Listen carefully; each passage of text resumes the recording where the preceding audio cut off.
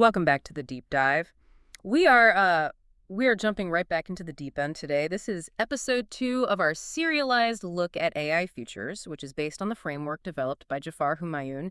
And if you were with us for the last deep dive, you know we aren't really doing the usual tech news thing here. We're building an argument layer by layer. Yeah, it's good to be back. And you're right, this isn't about, the latest gadget release or software update. This is a structural analysis. We're really looking at the floorboards of the economy while everyone else is arguing about the paint color. I mean, that is a great way to put it. Now, before we get into the meat of today's topic, which is the cognitive tier framework, I need to set the stage with the specific framing requested by the source material. It's crucial we get this right so nobody listening thinks we're trying to predict next Tuesday's lottery numbers. Go for it. The disclaimer is actually a really core part of the methodology here. Right. Okay, quoting Humayun directly here. AI Futures is not a forecast, it's a framework. This series explores how AI may unravel the systems we take for granted, not to alarm, but to challenge assumptions and spark deeper thinking about what comes next under maximum AI adoption. Maximum AI adoption. That is the variable we are playing with here. We aren't asking what happens if AI gets a little better next year. We are asking what happens when the marginal cost of intelligence drops to effectively zero. Yeah. Just a quick reset for anyone jumping in midstream, maybe missed the first part. Episode 1 was the productivity paradox. We talked about how output is decoupling from participation, basically how the economy can get bigger and more efficient, but the mechanisms for paying humans, jobs, wages based on hours, those start to vanish because the human just isn't needed for the output anymore. Right, and that was the macro view, the 30,000-foot view of the global machine.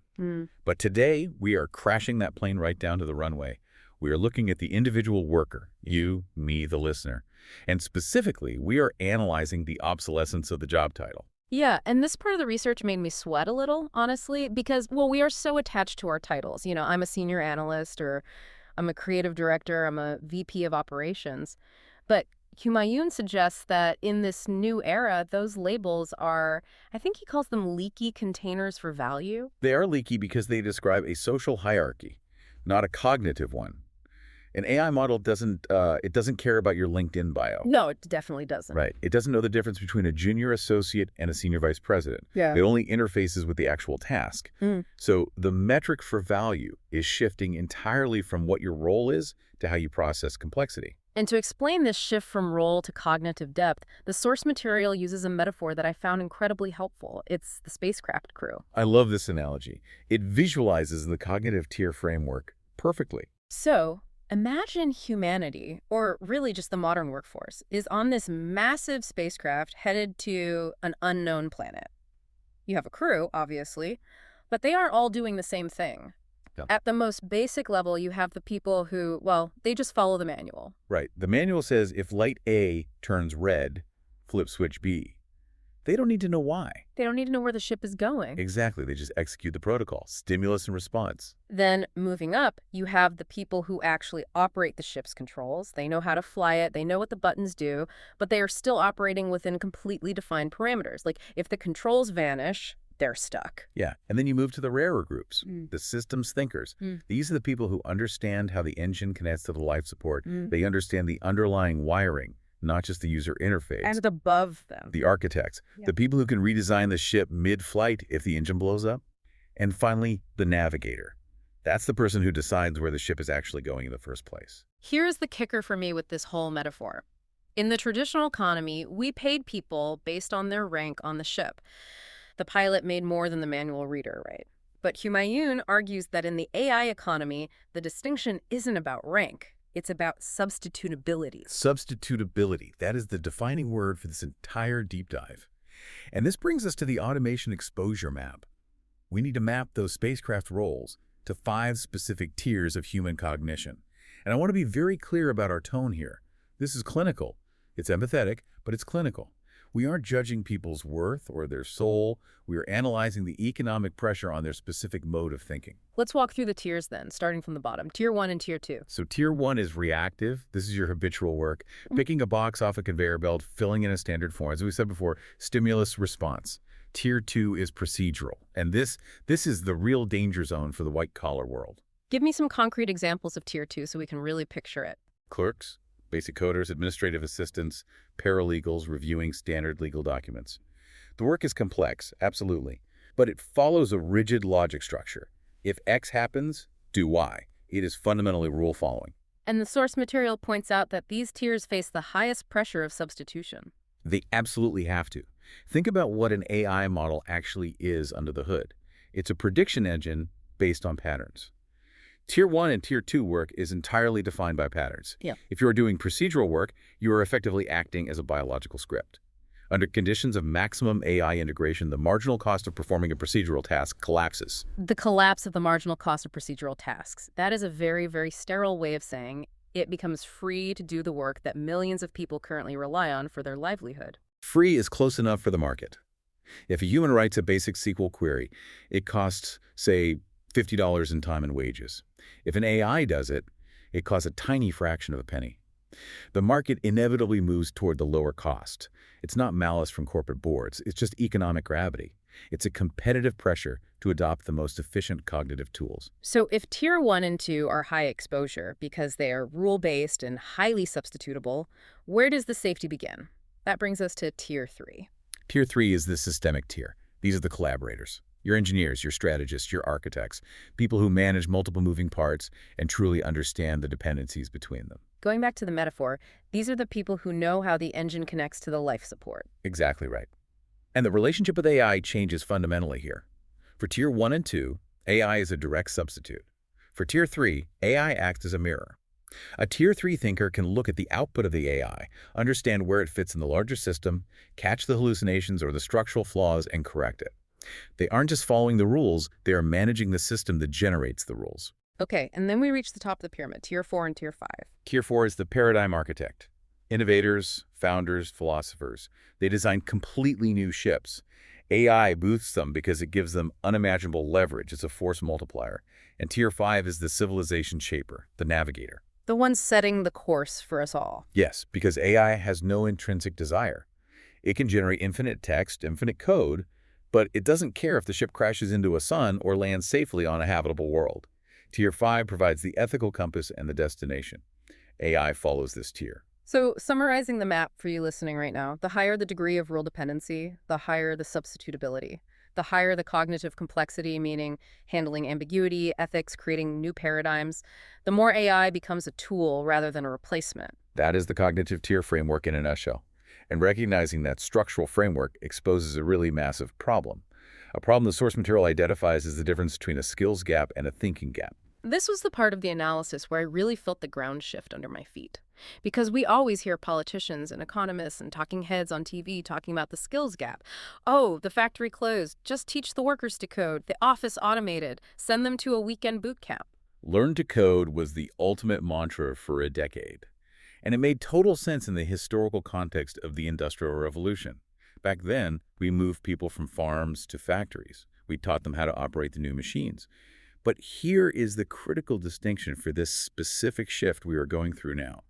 In the AI revolution, the machine is the operator. And the machine is the learner. That changes everything. An AI model can retrain itself overnight. If a new coding language is released, the AI knows its syntax instantly. A human cannot do that. You cannot take a Tier 2 worker, someone who spent 20 years comfortably following procedures, and suddenly turn them into a Tier 4 paradigm architect with a 6-week online course.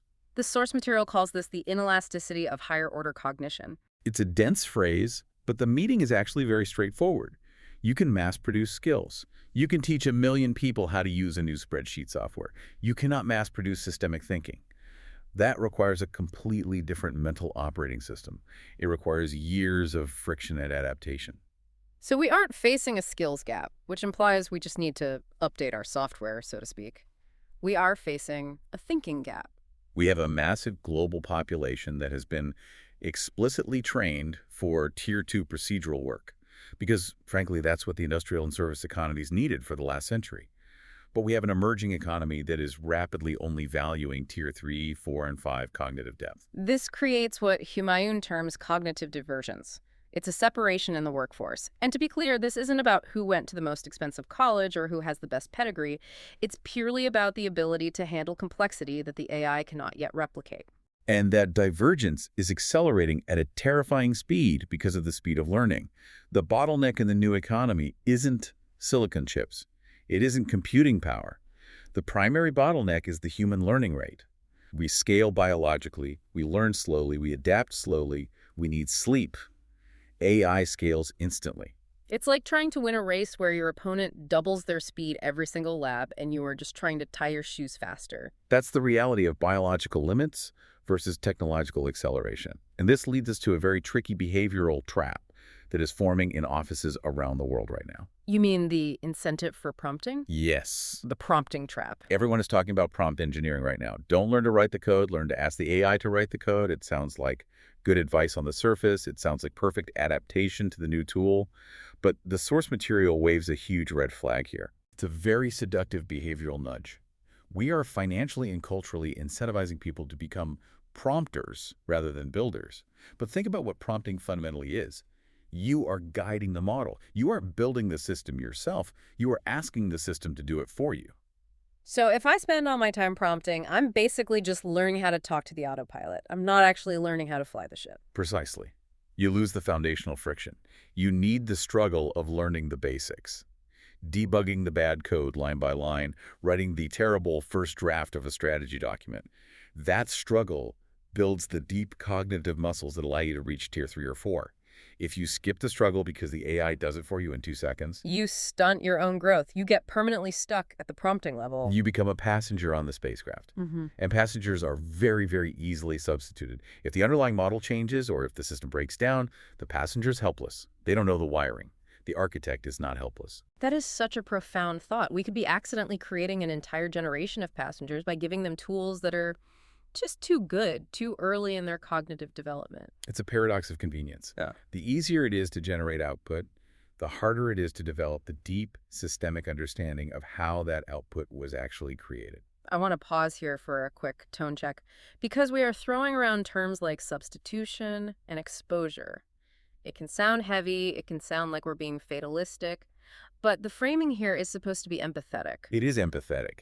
We have to remember, this isn't about blaming corporations for replacing people. It's not about some cartoon villain CEO looking to ruin lives. It is a highly rational, competitive pressure system. Right, because if Company A keeps paying humans to do Tier 2 work that takes a full week, and Company B uses an AI model to do that exact same work in a minute for a penny, Company A simply ceases to exist. Exactly. Company A vanishes. It's a systemic inevitability. The market always seeks efficiency.